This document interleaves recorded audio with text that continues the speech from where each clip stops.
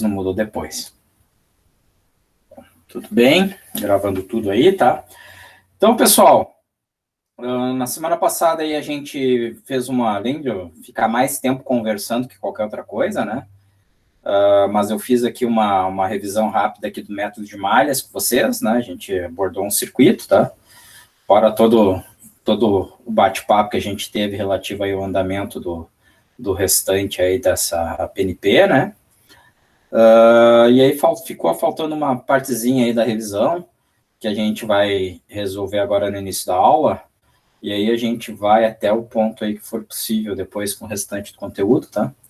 Mas a gente deve recuperar aí nas próximas aulas, a gente já deve entrar no cronograma.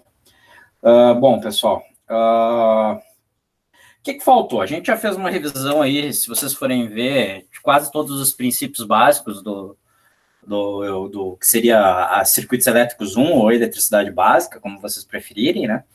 A gente discutiu bastante a respeito aí por assim dizer, de leis de Kirchhoff, né?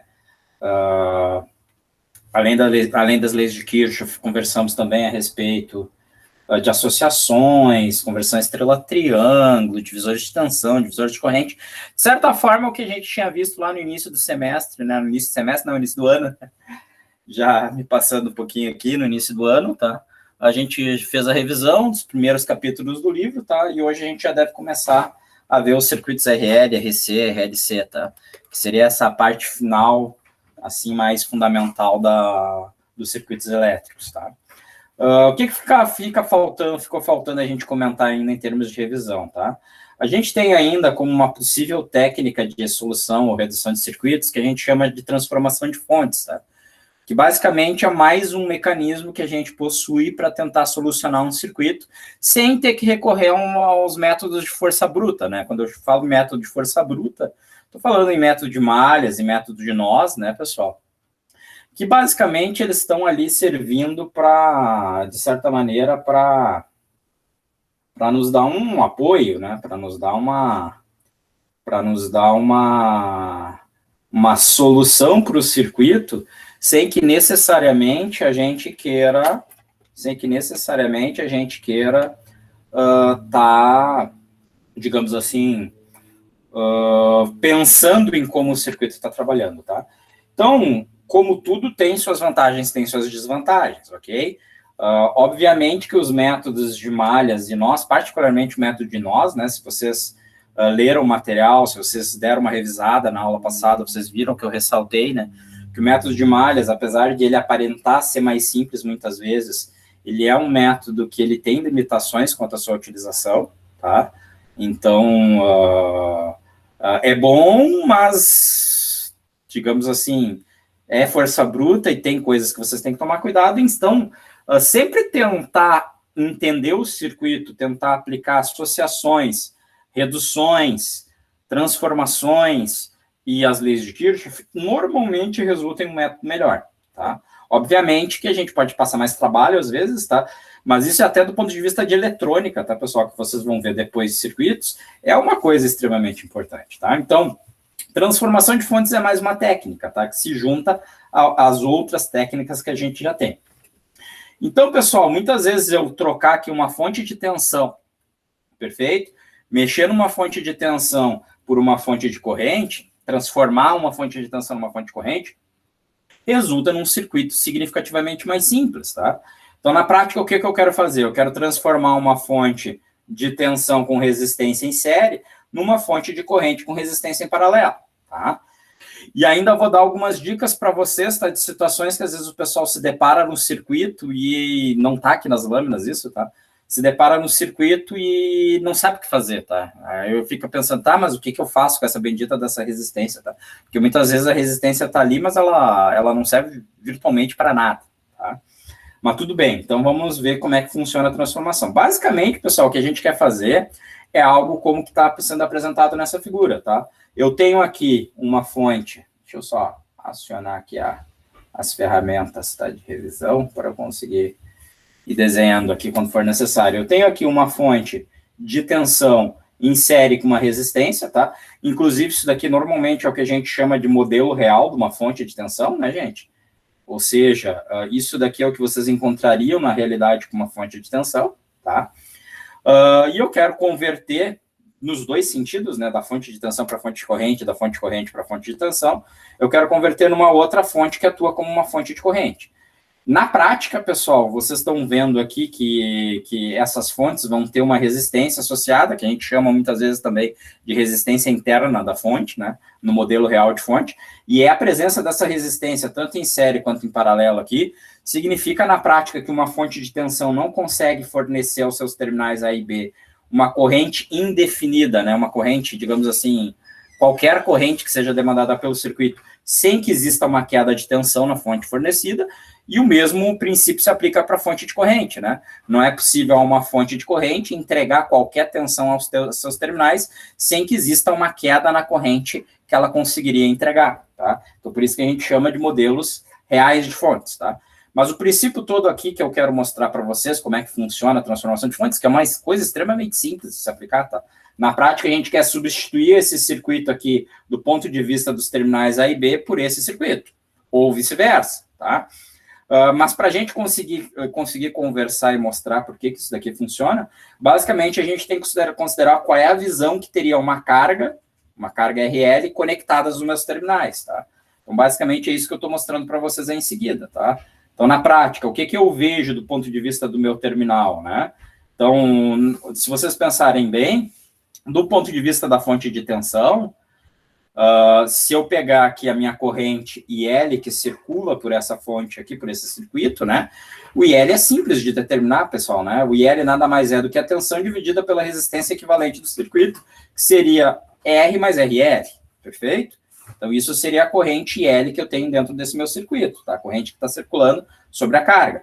Já no circuito que é representado pela fonte de corrente, eu posso determinar qual é a corrente IL sobre a carga aplicando um divisor de corrente, né? E se eu aplicar o divisor de corrente, o que eu vou ter é uma expressão como essa. O divisor de corrente na minha fonte de corrente, ou seja, a corrente sobre a carga seria R sobre R mais RL, vezes a corrente da fonte. Como que eu quero é que, do ponto de vista da carga, o comportamento não seja alterado, eu posso igualar as duas equações, e igualando as duas equações, eu vou chegar na expressão que me permite fazer a conversão entre as fontes, que me diz que a corrente da fonte de corrente tem que ser igual à tensão da fonte de tensão dividido pela resistência. Ou seja, se eu pegar aqui, pessoal, não importa qual seja o sentido de conversão que eu faça, a resistência interna se mantém idêntica, porém, eu tenho uma relação agora entre a corrente IS e a tensão VS, que cá entre nós, essa relação não poderia ser diferente, né? Não sei se vocês notaram, é uma relação dada pela lei de Ohm. Tranquilo? Então, é uma conclusão meio que óbvia do meu circuito, tá? O único cuidado que vocês têm que tomar na hora de fazer a transformação de fontes, pessoal, é com a questão da polaridade da fonte, tá? Então, cuidem aqui na representação que eu mostrei para vocês, porque a polaridade aqui da fonte de tensão está vinculada ao sentido da fonte de corrente, tá? Para que, do ponto de vista dos terminais A e B, vocês tenham a mesma polaridade presente. Ou seja, se o sentido da fonte de corrente for invertido, então a polaridade da fonte de tensão equivalente, transformada, também tem que ser invertido, tá ok? O único cuidado que a gente tem que ter com transformações, tá? Transformações é uma coisa bem útil, tá, pessoal? Usualmente serve para a gente simplificar bastante o circuito, tá? Antes de eu entrar nos equivalentes de Norton e Thevenin aqui, vocês vão ter alguns exercícios aqui, pessoal, com modelo de transformação, onde vai acontecer coisas desse tipo, tá? O pessoal às vezes se empipina. Deixa eu ver se eu consigo desenhar aqui sem... Ele só... infelizmente, aqui, deixa eu ver o que é essa daqui, a opção. Desenhar uma linha reta, vamos ver aqui, ó. Não desenhou, tá? Então, vou vir aqui para esse modo aqui de anotação. Às vezes o pessoal se atrapalha por causa disso daqui, ó. Desculpe, mas eu tenho que ficar clicando aí. Não inventei um método melhor ainda, tá? Aparece... Nossa, ficou horrível aquela resistência, né? Mas aparece aqui uma resistência... Ao invés de estar em série, direto em série com a fonte de tensão, vocês têm um circuito onde aparece uma resistência em paralelo, depois a resistência em série. Só que essa resistência em paralelo, pessoal, ela é uma resistência morta. Não sei se vocês concordam comigo, porque do ponto de vista da fonte de tensão, a existência aqui dessa resistência não afeta nada, concordam? Afinal de contas, né, entre esses dois pontos aqui, esse ponto superior, esse ponto... Opa, desculpe. Deixa eu dar aqui deixa eu fechar isso daqui, tá? Entre esse ponto superior ali que eu mostrei para vocês e o ponto inferior ali, entre esses dois nós aqui, na prática, a tensão não muda, independente de existir uma resistência ali presente ou não, né? Não sei se vocês concordam comigo, ok? Então, o que eu tenho... Estou mexendo aqui no notebook, tá? Então, o que eu tenho, na realidade, é uma fonte... uma resistência, perdão, que não afeta em nada a operação da minha fonte. Mesma coisa aconteceria se eu tivesse aqui uma resistência, né, pessoal, em série com a fonte de corrente. Então, o que vocês podem fazer nesse caso? Se vocês têm uma fonte de tensão com uma resistência em paralelo e o que vocês querem fazer é uma transformação entre fontes, vocês podem desprezar a resistência em paralelo, tá? Se vocês têm uma fonte de corrente com uma resistência em série que vocês estão pretendendo fazer uma transformação, vocês podem desprezar a resistência em série, tá? Porque ela não afeta a operação de transformação, visto que nesse caso não afeta a tensão presente, e nesse caso não afeta a corrente circulando, tá? Então, é um recurso que vocês podem utilizar na maior parte dos casos. Se vocês tiverem perguntas, vão postando aí no chat ou me interrompam, tá, gente? Senão eu vou falando aqui, tá? Bom, depois de ter a transformação das fontes, e talvez, inclusive por causa disso, né, em razão da transformação de fontes, a gente pode... Nossa, saiu um E a mais ali, né, no Norton. A gente pode abordar agora os equivalentes de Norton e Thevenin, que eu não sei porquê, mas brincando com vocês, né, normalmente é o grande pavor dos alunos de circuito, é Norton e Thevenin, que eu vou tentar convencer vocês ao longo do semestre, gente, que não tem, assim, nenhuma dificuldade maior, tá? Eu diria que tem um caso de Norton e Thevenin que vocês poderiam ter mais dúvidas, tá? Que é um caso muito particular, que aí vocês têm que fazer um truque, tá? Para conseguir determinar o equivalente, que talvez seria a única situação onde vocês conseguiriam se perder um pouquinho. Mas, em suma, além de todas as técnicas que a gente já discutiu, Leibniz, associações, conversão estrela-triângulo, conversão de fontes, a gente tem o bendito do equivalente de Norton e Thevenin, que me permite uma simplificação significativa de um circuito, tá? Então, equivalentes de Norton e Thevenin são muito, muito úteis, principalmente quando eu estou fazendo algum projeto, tá? Muito mais do ponto de vista até de eletrônica, do ponto de vista de análise em si, porque ele me permite pegar um circuito muito complicado e reduzir esse circuito muito complicado a partes, né? Então, eu tenho uma parte que eu quero fazer o projeto e eu tenho uma outra parte que eu vou pegar, que vai me representar o restante do circuito, visto dos terminais do circuito que eu estou projetando, tá? Então, para circuitos resistivos, muito embora a técnica, de novo, assim como todo o restante que a gente já viu, tá? A técnica se aplique a qualquer tipo de circuito com elementos lineares, ou seja, circuitos com impedâncias vão entrar aqui também, tá? Aí, como a gente acaba linearizando todo o circuito, se aplica a qualquer circuito onde a gente faça a linearização, tá? O equivalente Norton e Thevenin, do ponto de vista de terminais A e B, gera essas duas representações que eu tenho aqui, né? Essa representação em termos de uma fonte de tensão é a representação de Thevenin, e essa representação em termos de fonte de corrente é a representação de Norton, tá? E as duas representações, a exemplo do que a gente acabou de ver agora, né, elas podem ser convertidas uma para outra, e essencialmente são a mesma, só de um ponto de vista diferente, tá? Por isso que a gente fala em transformação de fontes imediatamente antes de conversar sobre Norton e Thevenin. Então, Norton e Thevenin é a mesma coisa, tá, pessoal? É só uma visão, uma forma de representação. E a técnica de determinação, a técnica de cálculo de Norton e Thevenin vem a ser exatamente a mesma também, tá? Que é o que eu quero relembrar um pouquinho aqui com vocês, e que quando a gente for trabalhar com impedâncias, vocês vão ver que vai ser exatamente a mesma técnica, não muda uma vírgula, tá? Basicamente, o que a gente vai aplicar para circuitos resistivos é exatamente o que a gente vai aplicar para circuitos a impedâncias, ok? Então, pessoal, primeiros comentários, né? Eu posso, então, estabelecer que a resistência de Thevenin e a resistência de Norton, Thevenin, na verdade, né? A resistência de Thevenin e a resistência de Norton são idênticas, tá? Não poderia ser diferente, tá? E eu posso determinar qual é a corrente de Norton e qual é a tensão de Thevenin. Então, eu consigo determinar a corrente de Norton a partir da tensão de Thevenin, e eu consigo determinar a tensão de Thevenin a partir da corrente de Norton, porque é uma mera transformação de fontes. Tranquilo? Bom, o que nos importa realmente é como é que eu consigo determinar os equivalentes, tá? Então, a técnica é simples, gente. Assim, tem truques, tem caminhos mais curtos, porém, do ponto de vista de técnica e de método, vocês podem usar o método cru. Vocês não precisam se preocupar com regrinhas especiais, tá?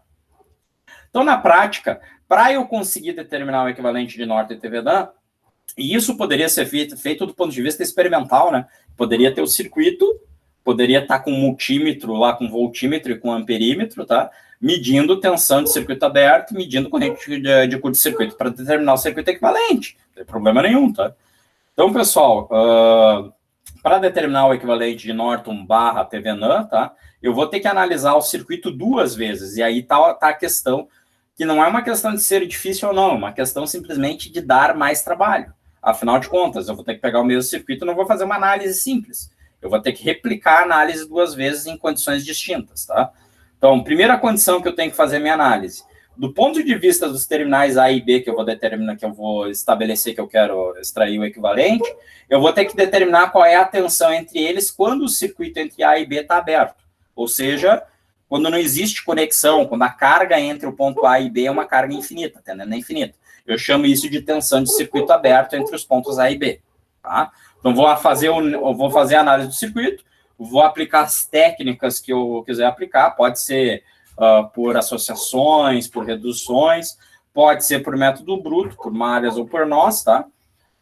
E vou determinar qual é a tensão entre esses 2 pontos. Guardei a tensão de circuito aberto, eu faço o que em seguida? Vou ter que reanalisar o circuito, vou redesenhar o meu circuito, tá? Vou pegar o circuito com os terminais A e B, só que agora entre os terminais A e B eu vou estabelecer um curto. Tá? Vou desenhar entre esses terminais A e B um curto-circuito. É possível que esse curto-circuito modifique a configuração do meu circuito. Vai ser o caso do exemplo que eu vou mostrar para vocês em seguida, tá? Mas o mais importante, eu vou ter que estabelecer um curto entre o A e B e vou ter que reanalisar o meu circuito. Quando eu reanalisar esse circuito, eu vou tentar determinar qual é a corrente que está passando justamente no curto. Tá? Qual é a corrente que está circulando entre A e B. E aí até vale uma observação, que é uma brincadeira, né, pessoal? Justamente, quando eu chamo isso daí de corrente de curto-circuito, e justamente isso daí é para lembrar todo aluno que faz circuitos, né, que corrente de curto não é infinita, né? Não sei de onde que o pessoal tira isso. Tá? Isso aí é uma, digamos assim, é quase que uma frase popular, né? Ah, deu curto, a corrente é muito alta. Não sei de onde que tiraram isso. Justamente, pessoal, quando a gente tem um curto, eu tenho que determinar a corrente, tá? Eu tenho que calcular, que é o que a gente vai fazer. Uma vez que eu tenho a tensão de circuito aberto, VAB, e uma vez que eu tenho a corrente de curto, IAB, o meu equivalente de Norton e Thevenin está determinado, tá? A minha resistência é a relação entre a tensão e a corrente, e a minha tensão de Thevenin é a tensão de circuito aberto, e a minha corrente de Norton é a corrente de curto. Então, eu tenho os 2 modelos aqui presentes fazendo o meu cálculo, tá? Já, digamos, adiantando algumas aulas, tá, pessoal? Vai ser exatamente isso daqui, tá? Só que ao invés de eu chamar de resistência, eu vou chamar de impedância de Norton, impedância de Thevenin, e vou dizer que a impedância de Norton ou Thevenin vai ser a relação entre o fasor aqui, tensão, e o fasor corrente. E acabou. Tá? Exatamente o mesmo processo, tá? Não vai mudar nada. Tá? Só a gente vai ter números aí, números complexos, né, sendo trabalhados, tá? E aí tem 2 casos particulares, tá? Um caso particular que serve para simplificar a vida de vocês e um caso particular que é o caso mais chato, tá? Que o pessoal às vezes se empipina, ok? Então, vamos lá. Quais são os 2 casos particulares? Se eu tenho um circuito, que tem apenas resistores e fontes independentes, no caso onde o meu circuito tem somente resistores e fontes independentes, existe um processo de simplificação que me permite que eu determine somente a tensão de circuito aberto, ou, se eu preferir, se for mais fácil para o circuito, a corrente de curto. Tá? Então, eu não preciso analisar 2 vezes, eu analiso uma, tranquilo? Pego ou a tensão de circuito aberto ou a corrente de curto, escolho qual das duas, vou lá, analiso, obtenho o valor. E aí, a minha resistência de Norton e Thevenin, eu obtenho usando associações de resistores, e depois vai virar associações de impedâncias, tá? Associações de resistores, tá? Só que eu faço as associações matando as fontes. E matar as fontes, nesse caso, significa substituir a fonte de tensão por um curto e substituir a fonte de corrente por um circuito aberto. Então, eu redesenho o meu circuito com essa configuração e aí eu analiso qual seria a resistência equivalente vista dos terminais A e B, e essa é a resistência de Norton e Thevenin. Tranquilo? Então é uma situação um pouquinho mais simples, né? Tão mais simples assim, tá cá entre nós. E o segundo caso, que é um caso mais chato, é o caso onde vocês têm um circuito, só que agora esse circuito tem apenas resistores e fontes dependentes. Esse circuito, e esse tipo de circuito aqui, gente, é um pouquinho mais problemático, porque como eu só tenho resistores e fontes dependentes, teoricamente eu não tenho circuito produzindo tensão ocorrente por conta própria, tá? E, obviamente, para que eu consiga achar esse equivalente, né, a minha fonte dependente tem que ter a variável de controle dentro do circuito equivalente que eu quero encontrar, senão é impossível, tá, eu determinar o equivalente. Bom, em suma, nesse caso, para eu conseguir analisar, porque eu não conseguiria nem obter nem tensão, nem corrente, nem tensão de circuito aberto, nem corrente de curto-circuito nesse circuito, porque seria tudo passivo aqui, tá? O que eu tenho que fazer? Eu tenho que injetar uma fonte. O que normalmente a gente faz? A gente pega o terminal A e B e coloca lá uma fonte de tensão. Vocês escolhem o valor, tá? Mas tipicamente bota uma fonte de tensão de 1 volt lá. Ou, se vocês preferirem, bota uma fonte de corrente de 1 ampere, tá? E aí, o que a gente faz?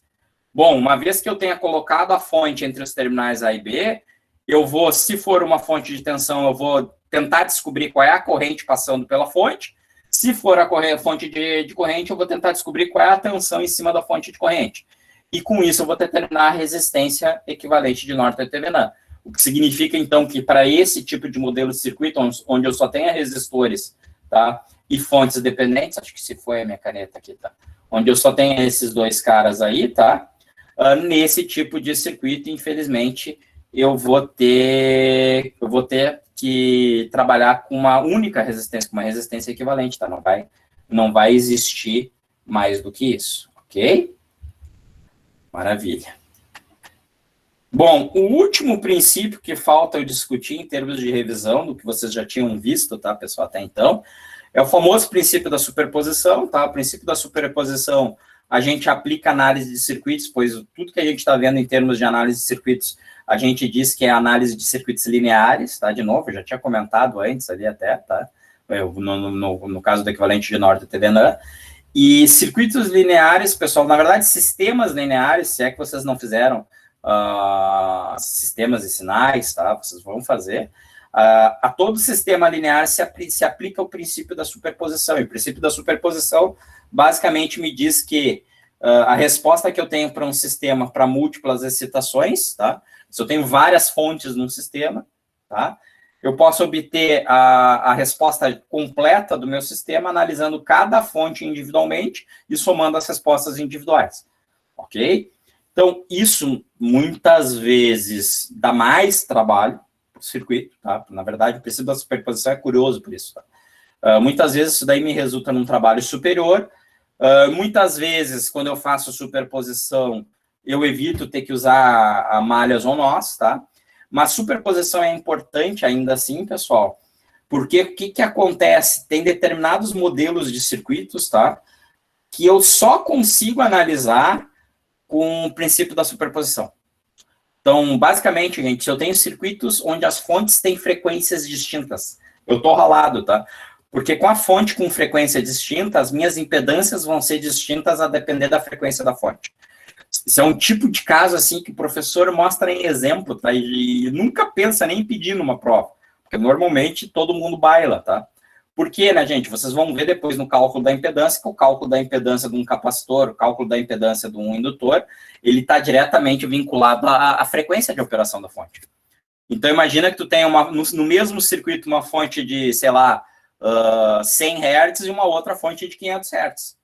A impedância é diferente do ponto de vista de cada uma das fontes. Então, não tem uma outra forma de tu fazer análise que não aplicando o princípio da superposição, entenderam? Então, esse princípio é bastante importante. Então, na prática, tá, para circuito resistivo, que é um caso mais simples, usar o princípio da superposição significa dizer que eu tenho que analisar o circuito com uma fonte independente por vez. Como é que eu faço isso? Eu anulo todas as demais fontes. Então, eu tenho um processo aqui, né? O que a gente faz? Anula todas as fontes independentes do circuito, exceto uma. O que significa anular uma fonte? Fonte de tensão, eu troco a fonte por um curto, e fonte de corrente eu troco por um circuito aberto. Tranquilo? Mato todas menos uma. analiso o circuito e obtenho a minha resposta para aquela fonte. O que eu guardo, né? Vou lá e dito, ó, essa é a resposta, é a corrente, ou é a tensão, ou é a potência, não importa. A potência você tem que tomar cuidado, inclusive, então vamos limitar agora, tá? É a corrente ou é a tensão, tá? Porque potência é uma outra história. Potência você tem que analisar em conjunto, tá? Então, vamos, até anotem isso, tá? Superposição, a gente consegue obter tensão ou corrente, individualmente, tá? Eu consigo somar as tensões e as correntes individuais para obter a tensão ou a corrente total, mas potência não, tá? Para potência, vocês têm que somar todas as tensões ou todas as correntes para daí calcular a potência. Não dá para calcular para cada fonte individualmente, tá? Porque a potência é uma relação quadrática, tá? Então a gente não consegue fazer isso. Então, de novo, eu vou lá, obtenho a minha tensão, obtenho a minha corrente, vou lá e anoto isso daí. Tranquilo? Anotei isso, e aí eu faço o quê? Continuo o processo. Como é que eu continuo o processo? Vou matar todas as fontes, exceto uma, que eu vou escolher qual for, mas entre as fontes que eu estou matando agora, eu matei a fonte que eu já tinha analisado antes. Aí vou manter ela morta dali em diante. Eu repito esse processo até eu ter matado até eu ter analisado, melhor dizendo, o circuito, para todas as fontes individualmente. Aí eu somo as respostas para obter a resposta total. Tá? Quando chegar em impedância, eu mostro para vocês um exemplo, a gente faz um exemplo, tá? Onde eu vou ter fontes de frequências diferentes, só para vocês verem que, nesse caso, vai ser necessário aplicar o princípio da superposição. Ok? Maravilha. Então, vamos pegar um exemplo aqui, gente. Eu acho que a minha canetinha aqui que eu tinha para... Não, tá funcionando sim, tá? Não tá, não. Não, tá sim, tá sim. Voltou aqui a funcionar. Tá com pouca pilha, então eu vou usar ela nos momentos mais críticos aqui, tá? Gente, então vamos pegar esse circuito, tá? Esse é o circuito que a gente analisou por análise nodal, entendeu? Até tem que me lembrar de botar... Vocês lembram que na aula passada eu comentei para vocês que aquela lâmina, né, de análise nodal, ela estava com uma das correntes errada, né? Eu acho que eu falei isso aí para vocês, vai aparecer aqui a resposta correta, tá? Mas, em suma, peguei aquele mesmo circuito que a gente fez por análise nodal, então vocês podem pegar aquelas lâminas lá e olhar ele, tá? Só que agora, o que eu estou fazendo? Eu não vou analisar o circuito inteiro, eu quero saber qual é o circuito equivalente visto por essa fonte aqui. Visto por essa fonte aqui de 40 volts e 100 ohms. Tranquilo? Ou seja, é o que eu estou mostrando aqui para vocês. Normalmente, no OrtoTVNet, a gente usa essa representação, né, gente? É o que eu estou mostrando aqui para vocês com a setinha, né? Eu quero qual é o circuito visto de A e B para a direita. Perfeito? Maravilha. Então, o que a gente tem que fazer? Tem que aplicar todas as etapas, todo o método de análise que vocês preferirem. Como eu estava dando aula aqui para análise de malhas, eu vou aplicar o método de malhas, né? Natural, tá? Mas, basicamente, a primeira coisa que eu tenho que fazer é desenhar qual é o circuito que eu quero analisar. O circuito que eu quero analisar é esse. Então, vou guardar esse circuito aqui, tá, gente? Tanto para a etapa de análise terminar com os terminais A e B em aberto, quanto para a etapa de análise com os terminais A e B em curto. Notem uma coisa interessante aqui, né? Quando eu coloco... Bom, analisar o circuito com os terminais A e B em aberto ficou barbada, né? Basicamente, eu tenho que obter a tensão em cima dos 20 ohms. A tensão em cima dos 20 ohms é igual à tensão entre A e B, né? Esse caso bem simples. Agora, quando eu fechar um curto entre o terminal A e o B, vocês vão concordar comigo que esse curto vai matar essa resistência. Então, eu vou ter um outro circuito a fazer a análise. Apesar de ser muito parecido, vai ser um outro circuito, tá? Para conseguir determinar o meu equivalente. Mas, como primeiro passo, vamos determinar a tensão de circuito aberto, que é a tensão VAB. Tá? Então, nesse caso aqui, até relembrando mais uma vez o método de malhas, né? O que eu estou fazendo aqui? Eu estou simplesmente estabelecendo as correntes de malha, né? IA, IB e C, tá? Que, bem óbvio, tá? Não tem muito o que fazer. E aí vou aplicando a minha técnica de análise por malhas, né? Então, o que eu teria aqui, né? Para começo de história, vamos lá. Eu vou ter que estabelecer... Bom, vamos seguir os passos aqui, tá? Senão eu vou me precipitar aqui. Eu ia explicar tudo, mas aqui nas lâminas eu sigo os passos, né? Então, determino as tensões em cima dos resistores, né? De novo, né, gente? Tanto faz a polaridade aqui, tá? Só vocês depois escrevam de acordo, tá? Então, eu chutei aqui V1, V2, V3 e V4, tá? Depois eu escrevo as expressões das tensões. Então, vamos lá. V1 seria o quê? Como o IA está entrando aqui pela polaridade, pelo polo negativo, né? Então, eu diria que V1 é menos 20 IA. Tranquilo? V2, por sua vez, vai ser 50 IA, que está entrando pelo polo positivo, menos IC. Tranquilo? V3, 25 vezes IB, e V4, 75 vezes IB, que é o que a gente vai ver aqui na lâmina a seguir. Tranquilo? Então, escrevi todas as tensões. Determinei primeiro as tensões do circuito, tá? Primeiro determinei, estabeleci, convencionei, chutei as tensões do meu circuito. Depois escrevo qual é a expressão dela em razão das correntes de malha. Tá, próximo passo que eu tenho que fazer. Tenho que escrever a equação da fonte dependente em razão das tensões e correntes do meu circuito. Então, no meu caso aqui, é bem óbvio, né, pessoal, que eu quero determinar o que é o Ix em razão do resultado que me dá a análise de malhas. Lembrando, a análise de malhas me dá como resultado as correntes de malha, perfeito? E análise nodal me dá como resultado o quê? As tensões de nós, né? Tranquilo? Então, nesse caso aqui, eu quero escrever o Ix em razão das correntes de malha, que é bem óbvio, né? O Ix é o IA, que está no mesmo sentido dele, menos o IB, que está contraposto, visto que o Ix é a corrente na fonte, aqui no ramo, da fonte de 10 volts, tá? Então, como o IA está no mesmo sentido, eu considero o IA positivo, como o IB está em sentido oposto, eu considero o IB negativo, tá? Então, isso vai me dar a equação da fonte dependente, da fonte controlada, tá? Aplico isso lá na fonte controlada, lembrando aqui que a fonte controlada aqui é X sobre 2, né? E aí, primeiro, eu chego com a expressão X é igual a IA menos IB, e depois, além de eu ter que escrever o que é o X, o que é a variável de controle, eu ainda tenho que escrever uma expressão para a fonte de corrente, já que a nossa fonte de dependente, além de tudo, é uma fonte de corrente, e, obviamente, né, o IC tem que ser igual ao valor da fonte de corrente, né? IC, então, tem que ser igual a X sobre 2. Então, eu trabalho essa expressão para determinar o que é o valor do IC. IC é igual a X sobre 2. Como ali eu tenho uma fonte de corrente, eu mato a fonte de corrente e crio uma supermalha, só que essa supermalha eu não preciso analisar, né? Porque já está determinado o valor dela, já está determinado o valor de C, e eu fico com esse circuito. Escrevo a equação das malhas restantes, que vão dar essas duas malhazinhas aqui bem simples, né? Menos V1 mais V2 mais 10 igual a 0. Estou tentando percorrer aqui, né, com a mãozinha aqui, né? Menos 10 mais V3 mais V4 igual a 0. Aí manipulo o sistema resultante, né, pessoal? O sistema, na verdade, são todas essas equações. Equação da variável de controle, equação da fonte de corrente, equação das malhas, equação das tensões. E substituo tentando criar um sistema onde só vai ficar nesse sistema o quê? Fica tão somente um sistema de equações com as correntes de malha. Então, eu vou ficar com um sistema, no final das contas, fazendo todos os trabalhos aí, né? Tô fazendo aqui passo a passo, tá? Isso aí é conta, né, gente? Isso é álgebra básica.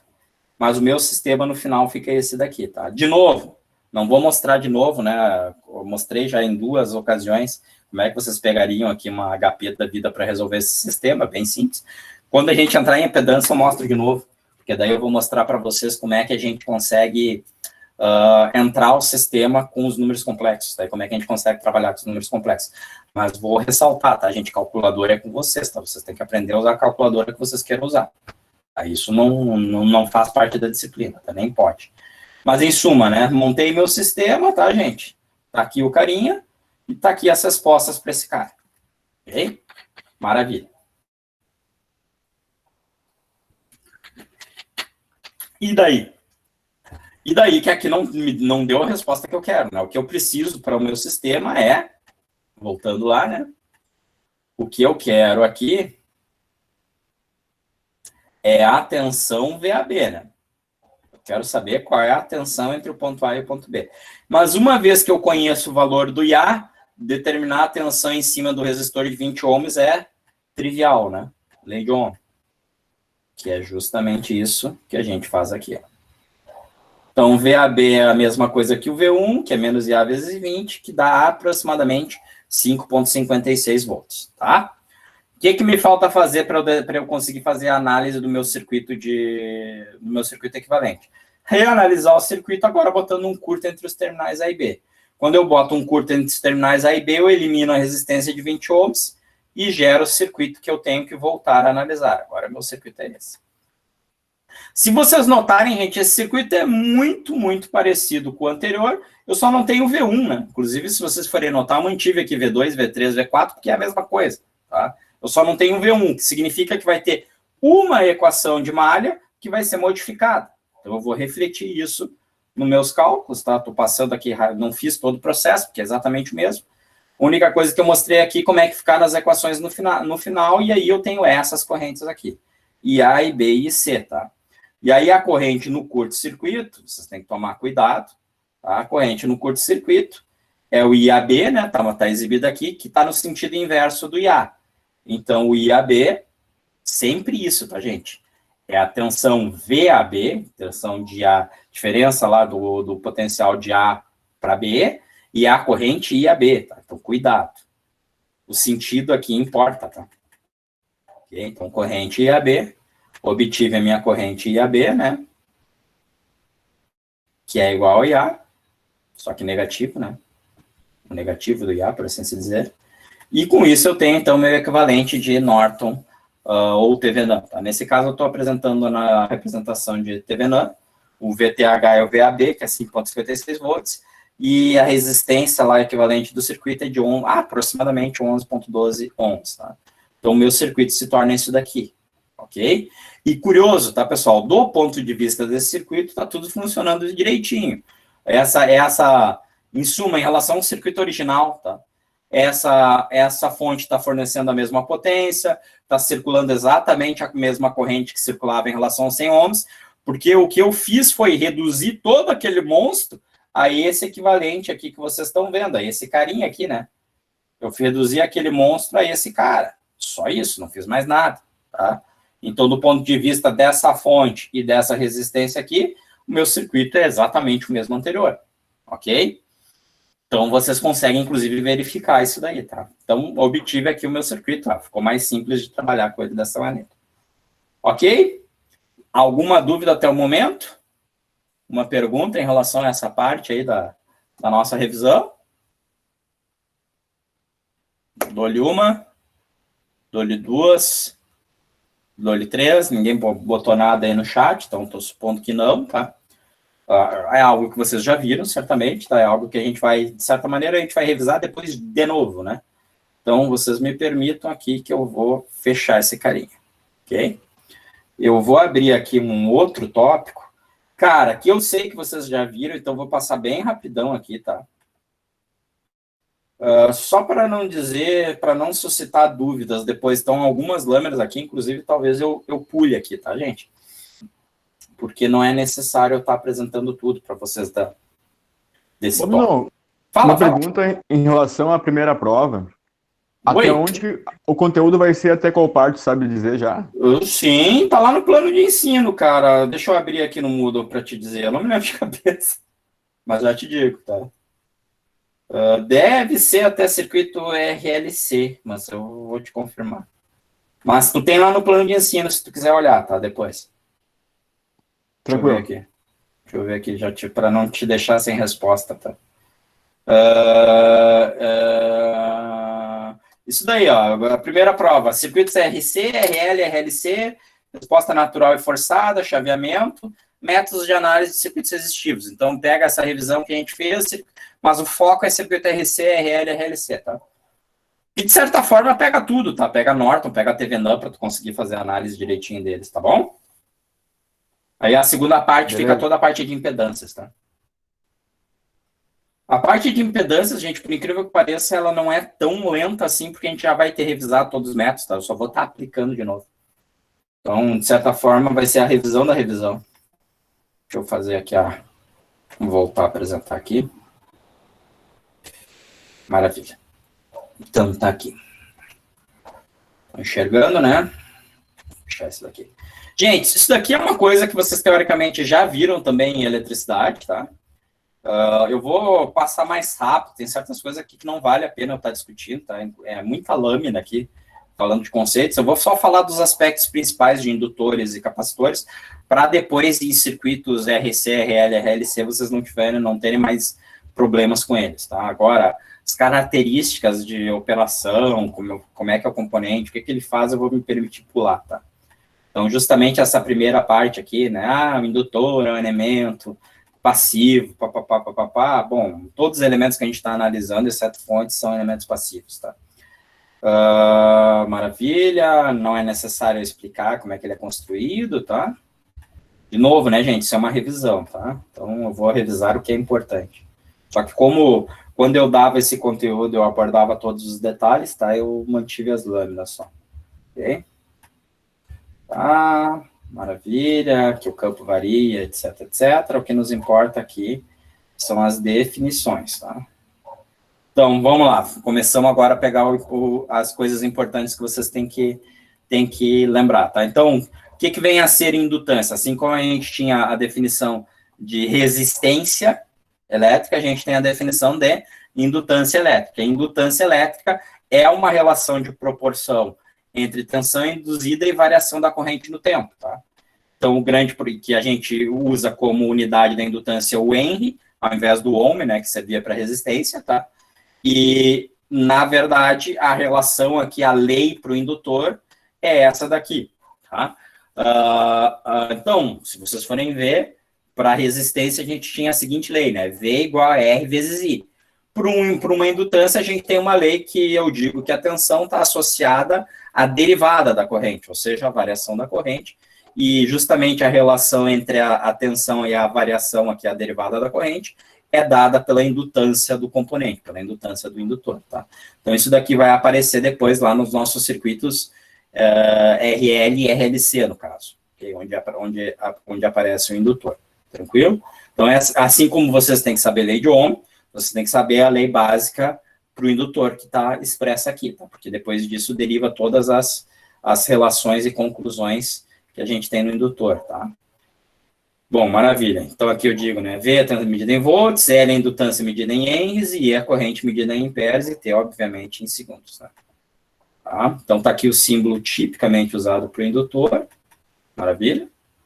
Não tem nada de muito especial, tá? Podem ter símbolos alternativos, tá?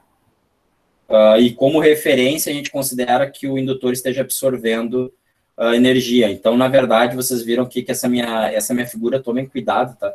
Isso daqui, às vezes, a gente desenha a figura e onde eu desenho, ele estabelece as polaridades e eu me passo, tá? Mas para efeitos de referência, a gente considera que o indutor esteja absorvendo energia, ou seja, por referência usual, a corrente ingressa pelo polo positivo e não pelo negativo, que nem está apresentado aqui, tá? Tem que corrigir. Então, por favor, tá? Anotem isso aí, tá, gente? Porque senão, na hora de estudar, vocês podem se passar, tá? Então, a nossa referência é que a corrente ingressa pelo polo positivo, tá? A figura aqui tá invertida a polaridade, ok? Pequeno em. Maravilha, tá? Então, aí a gente tem, a partir da lei básica que a gente viu da equação, a gente tem os comportamentos, que é extremamente importante, tá, pessoal? Então, primeiro comportamento. Para a corrente constante, a tensão no indutor é nula, porque a derivada de uma constante é zero, tá? Essa é a parte aqui, gente, essa é a parte de circuitos elétricos que o negócio fica um pouquinho mais chato. Por quê? Justamente pelo fato que, para eu conseguir fazer a análise aqui mais apropriada, eu necessitaria de equações diferenciais, tá? Vocês não estudam equações diferenciais, vocês têm noções de derivadas e de integrais no curso, tá? Então, o que a gente vai fazer? Vocês vão ter que aceitar lá na parte de circuito RL e RLC, tá? Que eu vou dar uma empurrada, eu vou dizer, ó, dessa equação sai essa solução, tá? Em razão de eu ter derivada no meio do caminho, mas tudo bem. Em termos de solução, eu vou empurrar. Agora, em termos de comportamento, vocês têm que lembrar dessa relação, tá? Então, por favor, lembrem-se disso daqui, tá? Para a corrente constante, a derivada da corrente é zero, logo a tensão no indutor vai ser zero, por quê?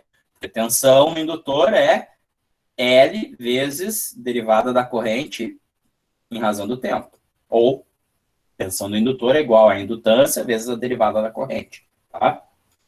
Então, basicamente, eu estou dizendo para vocês que indutor se comporta como um curto-circuito na presença de corrente constante. Tranquilo? Maravilha. Isso daqui é extremamente importante para análise RL, RC, RLC, tá? Por outro lado, para variação da corrente, a gente tem essa relação, tá? Se eu tenho uma variação abrupta, eu teria uma derivada tendendo a infinito. Para uma derivada tender a infinito, eu teria uma tensão tendendo a infinito. Na verdade, em suma, desculpe. Deixa eu refazer a frase de uma forma mais correta, tá? Para uma variação brusca da corrente, eu tenho uma derivada que tende a infinito no ponto. Só um segundinho aqui que um colega de vocês quer entrar meio atrasado, tá?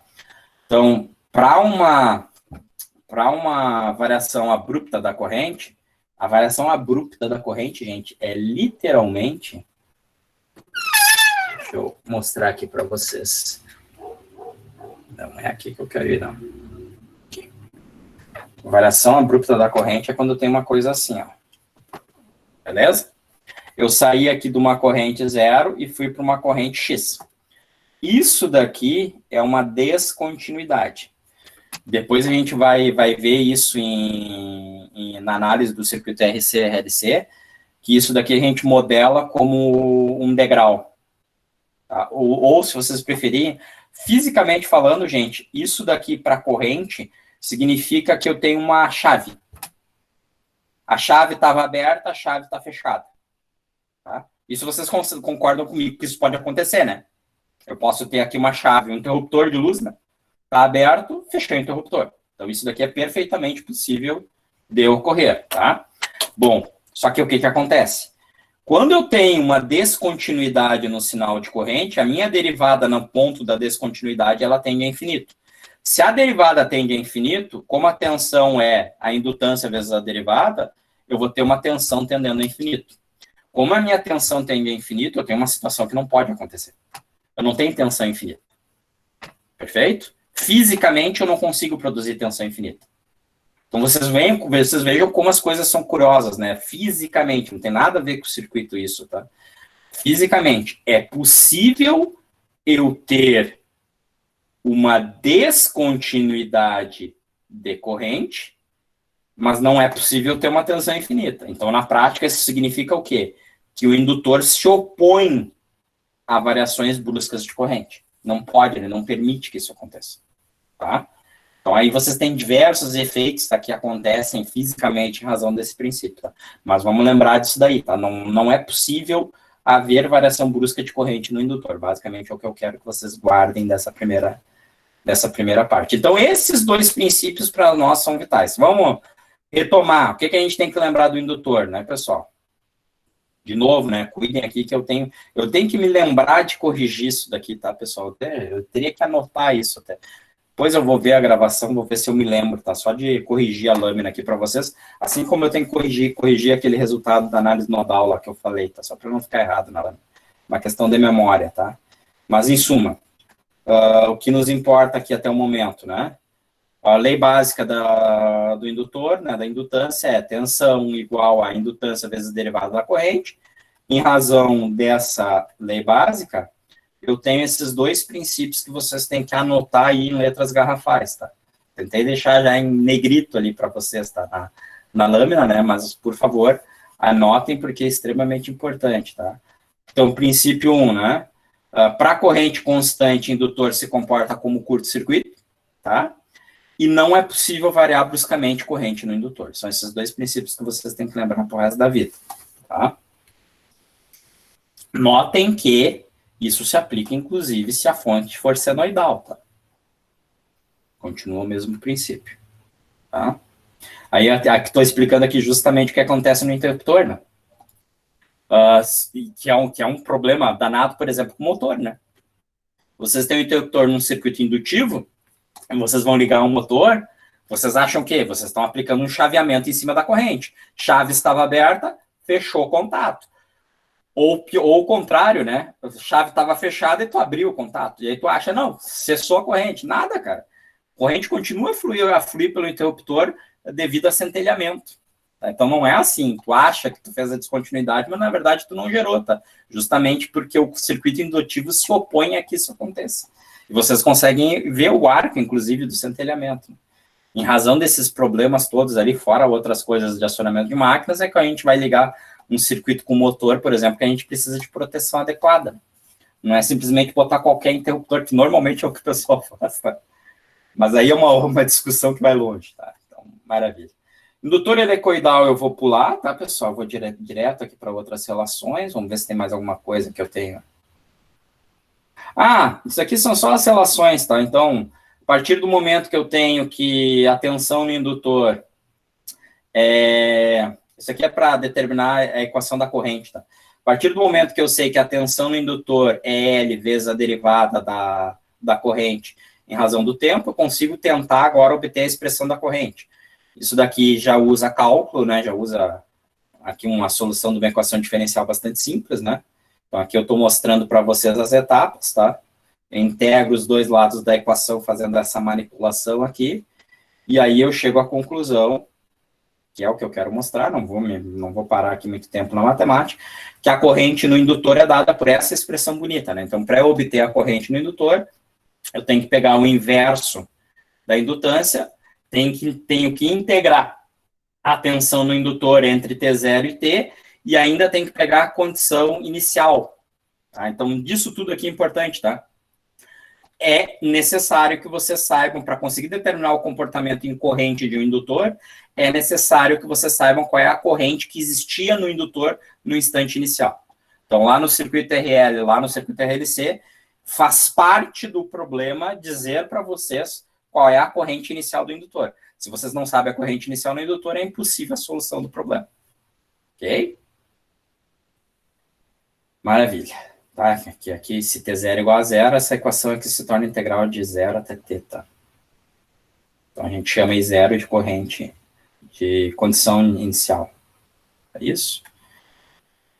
Que é a energia que o indutor tinha armazenado dentro dele. Então, tudo bem. Muita laminazinha aqui que eu faço tópico a tópico aqui, tá? Maravilha. Tá? Se eu considero que não existe energia inicial no indutor, eu posso desprezar aquela situação e aí a minha expressão de corrente se torna mais simples, tá? Se eu considero que vai a menos infinito tempo. Potência. Potência no indutor vai ser dado pela expressão usual, é a tensão vezes corrente, tá? Então, obviamente, a potência no indutor vai depender do instante de análise de vocês, tá? Então, aqui, substituindo pela tensão, eu tenho que a potência é isso daqui, tem muito milagre. Tem que pegar a indutância, a derivada da corrente, né, em relação ao tempo, vezes a corrente no instante considerado, tá? E energia eu consigo obter integrando a potência.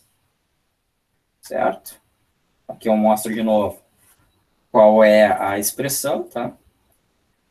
E basicamente eu chego, então, fazendo todas as integrações aqui, eu chego à expressão geral para a energia no indutor, que me diz que a energia armazenada no indutor tem a ver com qual é a corrente, né, elevado ao quadrado. Okay? Então, são as expressões que vocês têm que guardar depois, tá, em termos de... Ou, se vocês preferirem, simplesmente peguem... Normalmente, a gente não pede energia, tá? A gente poderia pedir, mas a gente não pede energia nem em termos de resistência. Um que outro circuito, a gente está muito mais preocupado do ponto de vista de circuitos em termos de potência. E potência, vocês podem aplicar aquela regra básica, gente. Calcula a tensão, calcula a corrente, multiplica os dois e potência, tá? Não precisa memorizar expressão nenhuma mágica, tá? Então, ok. Observações finais, já tinha falado tudo, tá? Então, não precisamos comentar mais outras características. Capacitores, tá? Então, vou pular toda... Não, aqui eu já não posso pular. Tá? Eu achei que ia ter muito blá, blá, blá aqui, tipos de capacitores, etc., mas vamos lá. Capacitância. Capacitância é definida como relação de proporcionalidade entre corrente e derivada da tensão. Então, se vocês observarem, é o fenômeno inverso. Muito embora do ponto de vista de componente seja uma coisa totalmente diferente, do ponto de vista de fenômeno físico associado, né, é exatamente o inverso. Né? Enquanto a indutância está relacionando a tensão com a derivada da corrente, a capacitância está relacionando a corrente com a derivada da tensão. Tá? E a gente diz que a unidade do capacitor não é Faraday, tá? É Farad, tá? Muito embora a gente fale errado normalmente, tá? Representado pela letra F, ok? E símbolo geral de um capacitor, também mesmo erro aqui, ó. A corrente a gente considera que ingressa pelo polo positivo, tá, gente? Mesmo erro aqui na simbologia. Mas é o símbolo de duas placas paralelas, tá? Cara, tem uma quantidade absurda de símbolos diferentes para o capacitor, tá? Por exemplo, o símbolo do capacitor polarizado, e aí vai, né? Que o mais também estaria aqui, tá? Botei errado aqui a tensão em todos eles, tá? Tem que refazer essas figurinhas. É que isso daqui eu não desenhei, tá, pessoal? Eu descrevo o desenho, daí na hora de descrever o desenho, eu me passei aqui na polaridade só. Maravilha. O que mais que temos aqui? Tá. Parte física aqui não me importa comentar agora, só para relembrar capacitores, né? Ó, podem ver a convenção, ó. A convenção estabelece que o componente seja normalmente absorvendo energia, o que significa que a corrente tem que entrar pela polaridade positiva, tá, gente? Mas vamos lá. Olhando a equação do capacitor, corrente igual a capacitância vezes a derivada da tensão. Então, o que eu tenho aqui? Se a tensão é constante, derivada de uma constante é zero, significa que a corrente é nula. Então, para uma tensão constante, quando tudo está estável em cima de um capacitor, quando a tensão é contínua em cima de um capacitor, a corrente no capacitor é zero. Um circuito onde a corrente é zero é um circuito aberto. Então, para todos os efeitos, para condições constantes, um capacitor se comporta como um circuito aberto. Tá? A gente diz que o capacitor crimpa, né? O capacitor ele trava naquela tensão e abre o circuito. Ok? Da mesma maneira também, só que invertido aqui a relação de tensão e corrente, né? Da mesma maneira que a gente viu lá para o indutor, também não é possível variação abrupta da tensão no capacitor. Por quê? Porque a variação abrupta de tensão no capacitor significaria corrente infinita. Tá? Então, como eu não consigo produzir uma corrente infinita, na prática, não pode variar bruscamente tensão no capacitor. Não é que não pode, tá? Não é, literalmente não existe. Tá? Fisicamente impossível de acontecer, tá? Então, não existe variação brusca de corrente no capacitor. Então, vocês têm que lembrar, de novo, das três expressões básicas, assim como no indutor, né? Então, capacitor, I de T é igual a C vezes derivada da tensão em relação ao tempo. Para tensão constante, capacitor vira circuito aberto. E não é possível variar bruscamente tensão no capacitor. Tá? Então, é a mesma linha que a gente tinha visto para o indutor, só que invertendo as relações aí. Bom, eu não vou definir capacitância fisicamente, tá? Coulomb por tensão, não é necessário. Isso aí seria se eu estivesse vendo tudo. De novo. Bom, da mesma maneira que a gente fez para o indutor, tá? Eu consigo estabelecer qual é a tensão no tempo num capacitor. Basicamente, a tensão sobre o capacitor é 1 sobre a capacitância. Pego a integral entre o instante 0 ou em IT, ou entre T0 e T, da corrente em relação ao tempo e tem que considerar qual era a tensão inicial que tinha em cima do capacitor. O que nós temos de importante aqui de novo? Para eu analisar um circuito onde exista um capacitor, eu tenho que conhecer qual era a tensão em cima do capacitor no instante zero. Em suma, qual era a energia armazenada pelo capacitor no instante inicial. Tem que ter a condição inicial, tensão sobre o capacitor. Tá? Se eu não tenho a condição inicial, ou eu pressuponho que a tensão inicial em cima dele era zero, ou não há como analisar o circuito. Tá? Então, é uma ou outra. Na prática, traduzindo em miúdos, tá, pessoal, para vocês. Ou o problema diz para vocês quais são as condições iniciais, corrente inicial no indutor, tensão inicial no capacitor, ou vocês assumem que é nula, que não tem outra forma de solucionar. Tá? Mas lá na impedância. Cara, na impedância, vocês têm que entender que quando vocês estão fazendo análise para impedância, vocês, curiosamente, estão fazendo uma análise em regime permanente. Daí a gente vai comentar mais à frente, tá? Ou seja, vocês estão pressupondo que não houve modificação nenhuma no circuito. Aquela tensão, aquela corrente está funcionando lá há muito tempo. Tranquilo? Consequentemente, não se aplicariam essas condições iniciais, porque eu estou tendendo a menos infinito. Tá? Então, é uma condição toda especial. Tá? Potência. Tá? Ó, estou falando que a condição inicial é energia inicial, etc. Potência. Potência, de novo, é tensão vezes corrente. Então, pessoal, vocês podem calcular facilmente por essa expressão. É a tensão vezes a capacitância vezes a derivada da tensão. Ou pega a função da tensão, pega a função da corrente e multiplica os dois. Num instante de tempo. De novo, potência no capacitor é uma função do tempo, tá? E a energia, a gente integra essa expressão, tá? E vai dar uma expressão como essa daqui, tá? 1 meio vezes C vezes V ao quadrado de T. Se tem aqui uma tensão inicial, eu também consigo pegar qual foi a energia armazenada ao longo do tempo, tá? Que é o que essa expressão aqui está me dizendo. Maravilha! O que mais que a gente tem? Deixa eu ver aqui, para relembrar dessa parte aqui. Então, só relembrar, tá, pessoal, a questão de associação. Então, vamos relembrar aqui, tá? Indutores em série se soma. Indutores a gente trata como se fossem resistências, tá? Em série a gente soma os valores. Em paralelo a gente tem que tirar o inverso da soma dos inversos, tá? Então, é o que vai estar dizendo aqui, tá? Ok? Só que aqui eu desenvolvo para vocês, tá? Na verdade, gente, eu não vou provar, tá? Tá aqui a prova, se vocês têm a curiosidade, tá? Mas o que nos interessa é isso daqui, ó. A indutância equivalente em série é a soma das indutâncias individuais, tá? Maravilha. Pro capacitor, a gente trata como se fosse condutância, né? Então, capacitores em série, para eu obter a capacitância equivalente, eu tenho que tirar o inverso da soma dos inversos, tá? Que é o que vai estar dito aqui, com certeza, tá? Só deixa eu pegar aqui também, tem a prova aqui, não me interessa a prova. Me interessa isso daqui, ó.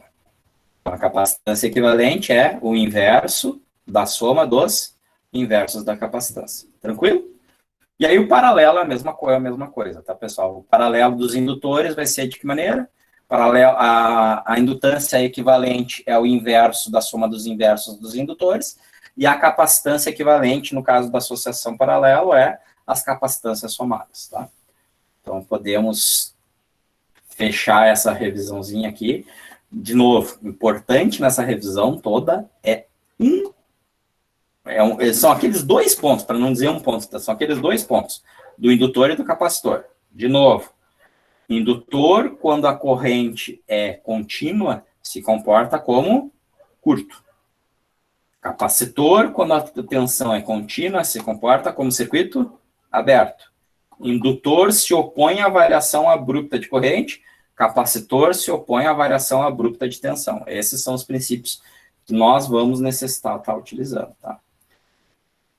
Então, eu só vou começar aqui com os circuitos RL e RLC, tá, gente? Eu não vou ir maltratar. Estou falando bastante coisa, eu sei hoje, tá? Mas aqui a gente vai demorar mais, tá? Não se preocupe. Então, vamos lá. Circuito RL e RC, tá? Depois a gente vai ver o RLC. Então, temos aqui os 2 iniciais, tá, pessoal? Maravilha. Então, circuitos RL e RLC, tá? Não adianta eu botar aqui em apresentação, que não muda nada para vocês. Vou voltar aqui, tá?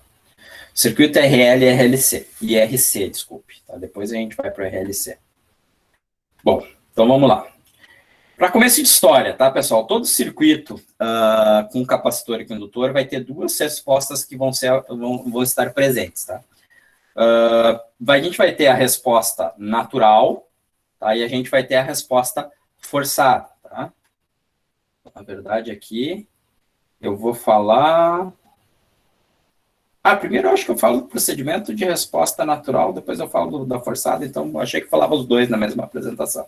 Talvez eu fale, só não tenha botado no índice, tá? Mas deixa eu comentar. Então, de novo, a gente vai ter uma resposta que é a resposta devida à energia armazenada no circuito. Então, basicamente, né? Se o circuito tinha ou não tinha, ou melhor dizendo, não é bem a energia armazenada no circuito, eu tenho uma resposta que é devida ao circuito em si, tá? E eu tenho uma outra resposta que é devida à fonte. Então, de certa maneira, a gente já está aplicando aqui o princípio de superposição, tá? Só que de uma forma um pouquinho diferente, tá? E aí eu vou mostrar para vocês qual é o procedimento para fazer a análise, primeiramente para a resposta natural, depois para a resposta forçada, tá? Então, vamos começar com o circuito RL, tá? Depois a gente vai para o circuito RC, os dois vão gerar constantes, que são as constantes de tempo, tá? Então, vamos lá. A resposta natural deve-se ao comportamento do circuito sem fonte. Ou seja, somente a energia armazenada no próprio circuito, tá? E a resposta forçada, obviamente, vai se dever à atuação da fonte em razão do meu circuito, tá? Maravilha. Então, vamos pegar esse circuitinho aqui, ó. Circuito extremamente simples. É um circuito que não tem fonte nenhuma. Então, teoricamente, a gente, se fosse resistivo, não teria resposta, né? Agora, nesse caso aqui, que é um circuito RL básico, tá? Vocês estão observando aqui a presença do quê? De uma chave. Então, vocês não tinham até o momento em circuitos, até poderia ter em circuito resistivo, mas não é muito comum a gente colocar no circuito resistivo chave, tá? Pode ter. Basicamente, a chave num circuito resistivo é um elemento que está desligando ou conectando um circuito ao outro, tá? Um circuito indutivo é a mesma coisa, só que, na verdade, eu estou apresentando a chave aqui do ponto de vista de... Antes o circuito estava desconectado, estava aberto, e agora o circuito vai estar conectado. Vou fechar o meu circuito, tá? Só que nesse circuito, gente, eu vou pressupor que existe energia armazenada no meu indutor. Tá? E aí, eu quero analisar o que vai acontecer com esse cara. Maravilha, tá?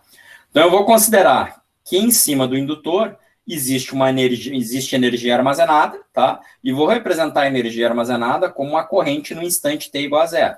Então, eu vou dizer que a corrente... Notem que nesse caso aqui eu não preciso falar em corrente no indutor, né? Desnecessário, porque o circuito é série, tá? Então, mas entendam que na prática eu estou falando na corrente sobre o indutor, tá?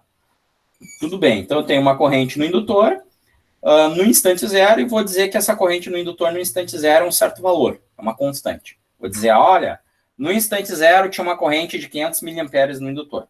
Maravilha, tá? O que vai acontecer? Quando eu tiver a conexão do meu circuito, quando eu fechar a chave, nem sei se tem a figurinha ali depois, mas quando eu fechar a minha chave aqui, a corrente que eu tinha armazenada em cima do meu... a energia, melhor dizendo, não a corrente.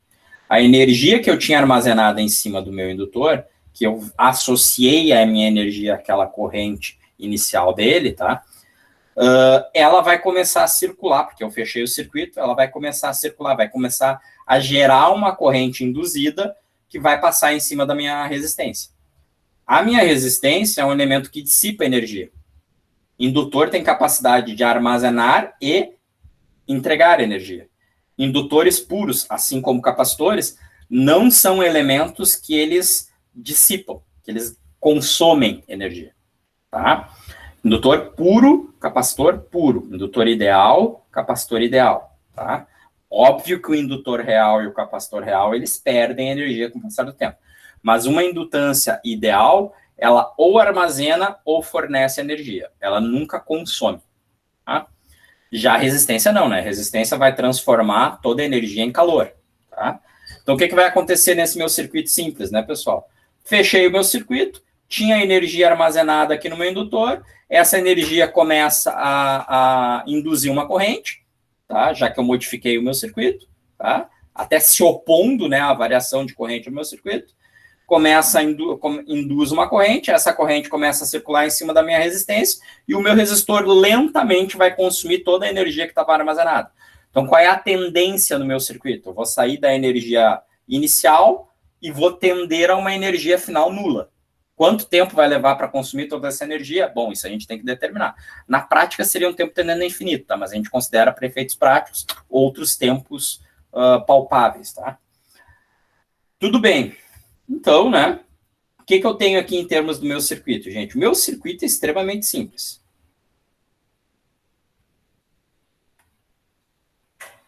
VR e VL tem que ser... A soma de VL e VR tem que dar igual a zero, né? Então, VL mais VR tem que ser igual a zero. Tá? Como é que está essa equação aqui? Se a gente for ver aqui, né? Vocês podem analisar nesse sentido aqui mesmo, né? Menos VL. Na verdade, aqui, de novo, uma polaridade está invertida do indutor. Aqui deveria estar mais, né? Poxa vida, eu tenho que me lembrar de corrigir isso tudo, tá? Mas, em suma, mais VL mais VR tem que dar igual a zero. Inclusive, não fecharia a equação aqui do laço, né? Se não fosse assim. Então, VL mais VR igual a zero, o que significa que o VL, que é L vezes D e DT, tá? Mais o VR, que é o R vezes I, tem que dar igual a zero. Tá? E aí ficou uma manipulação aqui maluca. Tá? Na verdade, aqui esse O aqui não existe, tá, pessoal? R sobre L, sem nada ali, tá? Então, desconsiderem esse O aqui que não existe, tá? Tem que corrigir, tem que dar uma olhada nessas lâminas aqui com essas figuras, tá? Bom, mas em suma, tá, pessoal? Na verdade é R sobre L vezes I aqui, tá? Eu não tenho como alterar agora para vocês, senão eu vou modificar. Mas aqui a minha equação é DI sobre DT mais R sobre L vezes I igual a zero, tá? E a gente chama essa equação de equação de decaimento do indutor, tá? Ou também a gente chama de equação canônica do circuito RL, ok? Ou ainda a equação de primeira ordem do circuito, tá? Circuitos RC e circuitos RL são circuitos conhecidos como circuitos de primeira ordem, tá? Vocês vão ter que resolver essa equação? Não, porque isso daqui é uma equação diferencial, eu vou mostrar para vocês qual é a resposta, tá? Só estou mostrando de onde vai vir a resposta. A resposta que a gente vai estabelecer, a resposta natural para o circuito RL, vai ser uma resposta fixa, tá? Em razão dessas características que a gente vai estabelecer. Então, na prática, o que eu estou dizendo para vocês? Traduzindo em miúdos, tá? A gente vai reduzir todo o circuito RL a um indutor e uma resistência equivalente. E a partir do indutor equivalente e da resistência equivalente, eu sei qual vai ser o meu formato de resposta natural.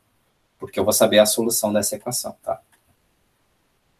Lâmina antiga que tem erro e eu não tinha corrigido, né? Faz parte. Então, eu tenho que achar uma solução para essa equação, que satisfaça a equação, e ao mesmo tempo que respeite a condição inicial que eu estabeleci. Para isso, eu tenho que resolver essa equação, tá? A gente pode fazer aqui... Não vou falar nada disso daqui, tá? Mas é o método de separação de variáveis e integração direta para resolver essa equação diferencial, tá, pessoal? Então, aqui eu faço uma manipulação da equação, integro, papapá, vai dar um logaritmo, dá o diabo a 4 aqui. No final, a gente chega nessa equação bonitinha aqui.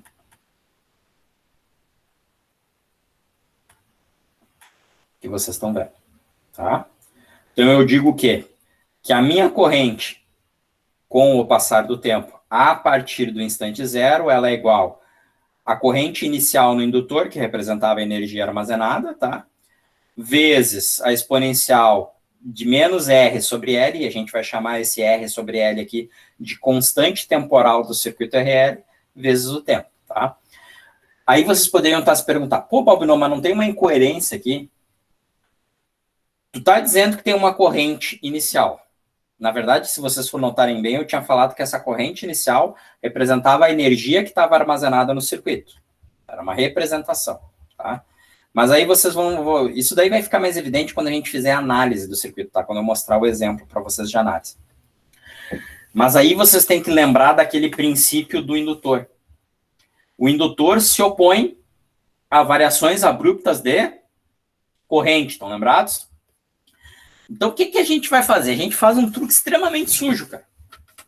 Se não te foi dada a corrente inicial e tu tinha um comportamento do circuito antes da chave fechar, o que tu faz? Tu analisa o circuito antes da chave aqui atuar, beleza? Tu determina qual é a corrente no indutor para o instante que a gente chama de zero menos, ou seja, um instante antes de t igual a zero. E tu sabe que a corrente no instante zero mais, ou seja, imediatamente depois que a chave fecha, não pode ter sofrido modificação. Por quê?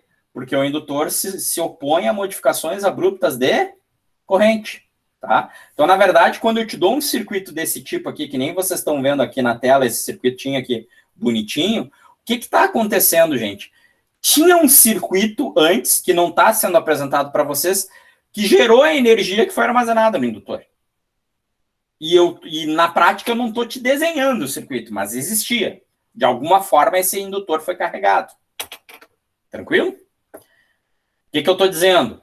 Na prática aqui eu teria que ter desenhado completo, né? Teve uma chave que abriu no instante zero e tem uma chave que fechou no instante zero. E aí sim eu tenho energia e corrente, né? Armazenada no indutor, tá? Então, essa é a sacanagem toda aí que a gente tem que fazer. Então, para nós, pessoal, nesse momento, o que nos interessa é a solução, a resposta natural de um circuito RL é dada por essa expressão, tá? Aí depois, o que vocês vão ter? Aí sim, né? É uma das poucas partes em circuitos onde eu digo que até tu pode, sugiro isso para vocês, tá? Posso até passar o que eu entregava em provas aí. Posso até postar aí, né, gente? De repente eu posto, se bem que vai ser diferente aqui no Moodle, né? Posso postar para vocês algumas provas aí, para vocês terem de referência, tá? Mas normalmente eu dava lá um formuláriozinho para o pessoal tendo essas respostas, para o cara não ter que decorar isso daí, tá? Vocês em casa, por favor, anotem isso, tá? Eu vejo se eu acho o formulário aí até para postar no Moodle, tem que procurar. Tem que achar em alguma prova que eu tenha feito, eu tenho que achar o formulário, tá? Mas essa expressão, além aqui, vocês têm que lembrar da expressão lá do indutor, né? V igual a L, DI, DT. Vocês têm que lembrar da expressão do capacitor, né? I igual a C, dV, dt. Vocês têm que lembrar dessa expressão aqui, então vão anotando, tá? Porque vocês vão precisar em seguida. Mas, em suma, isso me dá a corrente no circuito RL. Fantástico. Tá. Ok?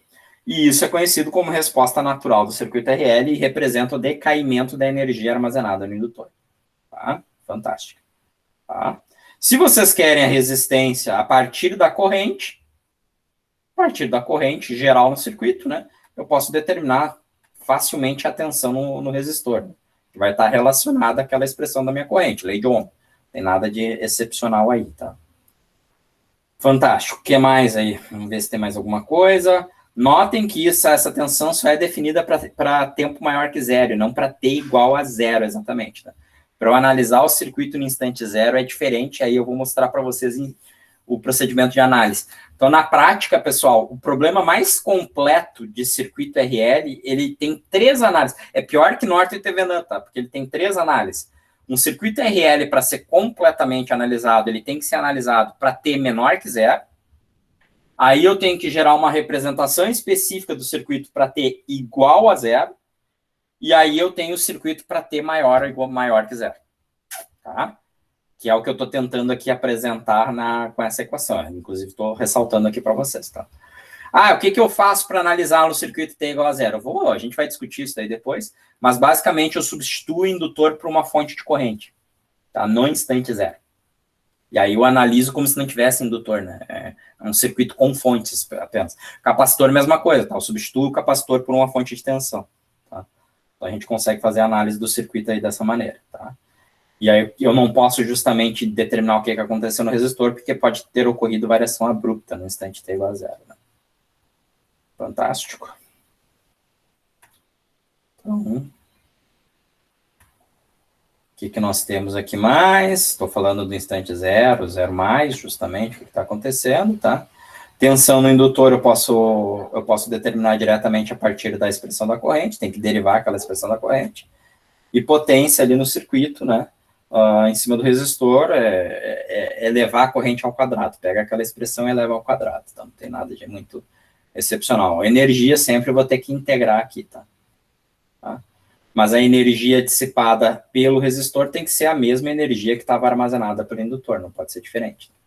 Vocês estão vendo aqui que tem muita derivada integral. Não se preocupem, não vão ter que trabalhar com derivadas integrais, tá? Simplesmente a gente usa as expressões finais, ok? Quando necessário. Por isso, justamente, que a gente vai analisar o circuito de forma a resultar nas expressões mais simples, tá? Então, isso daqui é só para dizer que aquele coeficiente RL que vocês viram ali na expressão da corrente, pessoal. Vou voltar aqui, né? Nem precisava voltar, mas... Esse coeficiente aqui, menos R sobre R, esse número R sobre L, é o que a gente chama de constante temporal do circuito RL, tá? Cara, a constante temporal do circuito, na verdade, o inverso, desculpe, tá? É o valor do... que a gente representa como menos T sobre tal, tá? A constante temporal do circuito, que é o inverso do R sobre L, tá? Ela representa uma taxa de decaimento da corrente da energia. Vocês vão ver isso aí muito mais do ponto de vista de análise de sistemas de controle. Eu não sei se alguém já fez, tá? Nem sei se vocês conseguem fazer análise de sistemas de controle sem circuitos. Não deveria poder, tá? Justamente porque a análise de sistemas de controle vocês vão ver com mais cuidados à história da corrente temporal. Mas traduzindo de uma forma simples para vocês, tá? Se passou um intervalo de tempo igual a uma constante temporal, significa que a corrente caiu 63,2% aproximadamente do seu valor inicial. Ok? Então, aí, basicamente, a constante de tempo me dá a velocidade do circuito. Quanto menor a constante de tempo, mais rápido é o decaimento de energia do circuito RL. Em suma, gente, traduzindo de uma forma mais prática para vocês, tá? Vou falar aqui do RC, tá? Que é o mais problemático, tá? O circuito RL normalmente não é problemático para isso, mas o RC sim. Quando vocês têm um circuito RC onde a constante de tempo é alta, então a constante de tempo são vários, às vezes tem horas a constante de tempo, tá? Mas digamos, são minutos, o que significa isso? Significa que a energia armazenada no capacitor leva muito tempo para dissipar. O que significa que o capacitor tá com um monte de energia guardada, tá? Um circuito onde o capacitor está um monte de energia guardada é um circuito que está pedindo para acontecer um acidente se o inocente botar a mão no capacitor, tá? Então, esse é o tipo de caso, né, que quando o circuito tem alguns capacitores mais elevados, era aquela velha expressão que se falava, não sei, tem os caras aí mais ou menos da minha idade aí, tá? Então, regulando. Então, não sei se vocês se lembram que se falava, né, que TV de tubo não abre, porque se tu não sabe o que tu tá fazendo, tu vai tomar um choque. Por que isso, tá, cara? Porque tinha uma capacitância equivalente alta e uma constante temporal alta. Então, levava muito tempo para a energia dissipar daquele capacitor, que significava que se o cara botasse a mão no lugar errado, ia tomar um belo de um choque, tá? Então, constante temporal tem a ver com isso, tá? Com a velocidade, com a dinâmica do circuito, ok? Então, vocês vão abordar isso daí depois do ponto de vista de sistemas de controle, onde isso daí se torna muito mais importante, tá? Basicamente, tentar dar uma ideia bem rápida, tá? Basicamente, a constante temporal, de novo, tem a ver com a velocidade do circuito, que para vocês, na automação, significa o quão rápido o meu sistema automatizado vai atingir o meu set point, vai atingir o que eu quero. Digamos, por exemplo, o meu saindo de circuito, né? O meu sistema de controle é o exemplo mais simples que tem, né? Um forno de temperatura controlada. Quanto mais rápido for o tal, quanto menor for o tal, mais rápido o operador alterou a temperatura e o meu forno chegou na temperatura. Basicamente isso. Tá? Aqui, para a gente, é o quão rápido a corrente no indutor vai a zero. A energia armazenada vai a zero. Tá? Depois vai ter, obviamente, a constante temporal do circuito RC, tá? Poderia ser diferente, tá? Então, aqui, né, pessoal, usando ali a expressão da constante temporal, lembrando que constante temporal para o indutor é L sobre R, constante temporal para o circuito RC é justamente R vezes C, tá? Mas para o circuito RL é L sobre R. Então, todas as nossas expressões, então, podem ser escritas dessa maneira. Aí tá bonito ó, tudo, ó. I zero vezes a exponencial, menos T elevado sobre tal, V igual a isso, potência igual a isso, energia igual a isso. Então, podem anotar essas expressões, por favor, e não se esqueçam de anotar, obviamente, que a constante temporal do circuito RL é essa. Então, tá aí o resultado de toda essa conversa aí que a gente fez, tá? Tranquilo. Depois disso, pessoal, aqui tá aqui, ó. Olha, aquilo que eu tinha falado para vocês, né? Ó, quando passou uma constante temporal, a gente consumiu 63% da corrente, consumiu 63% da energia, tá? Então, aqui mostra para vocês que, basicamente, passadas 5 constantes temporais, tá? Eu tenho somente... O que é isso daqui em percentual? 0,6% da corrente inicial, né? Se eu tenho 0,6% da corrente inicial, eu tenho 0,6% da energia que estava armazenada. Então, imagine que a constante temporal do meu circuito indutivo aí seja, sei lá, 2 segundos. Tal é igual a 2 segundos, tá? Então, significa que em 10 segundos foi-se o circuito. Tá? E para circuito indutivo, 2 segundos é uma monstruosidade. Normalmente, a constante temporal é bem menor. Ok? Então, está aqui a expressão de decaimento, né, pessoal? Seria o decaimento da corrente em razão do tempo. Tá? Isso é o que a gente chama da resposta natural do circuito RL. Então, vocês notem que a resposta natural de um circuito RL é uma exponencial decrescente. Ok. Cara, é um monte de informação. Eu não tô dizendo para vocês que não é. Um monte de informação. Aí vocês vão perguntar, é importante saber isso tudo? Sim, sem dúvida nenhuma, senão a gente não estava falando. Agora, do ponto de vista de análise de circuito, a gente usa isso tudo? Não. Do ponto de vista de análise de circuito, isso tudo vai virar um mecanismo, vai virar um processo para eu conseguir chegar à conclusão do que é a corrente que está circulando no meu circuito. De certa forma, é uma coisa muito mais simples aí do que eu estou mostrando para vocês. Ok? Só vamos acabar aqui a parte do circuito RL e a gente para por hoje. Então, pessoal, basicamente, né, eu caracterizo o comportamento em razão da constante de tempo, então, em termos da constante tal, eu digo que o meu circuito está em regime transitório, tá? Quando o circuito tem uma modificação notável do seu comportamento com o passar do tempo. Perfeito? E assim como eu digo que o circuito tem regime transitório, eu digo que o meu circuito tem um regime que a gente chama de regime permanente. Tá? Regime permanente é a resposta que o meu circuito apresenta quando um longo período de tempo passou e, obviamente, as condições do circuito se estabilizaram. Ok? Então, aqui, basicamente, a resposta de um circuito RL vai ser qual? A resposta transitória somada com a resposta permanente. Aqui a resposta vai ser permanente, vai ser um longo tempo depois do chaveamento do circuito, tá? Ok? Vamos ver se a gente já encerrou aqui, tá? E eu digo que o circuito entra em regime permanente quando passou 5 constantes de tempo, justamente. Tá? É a regra de ouro aí da análise de circuitos.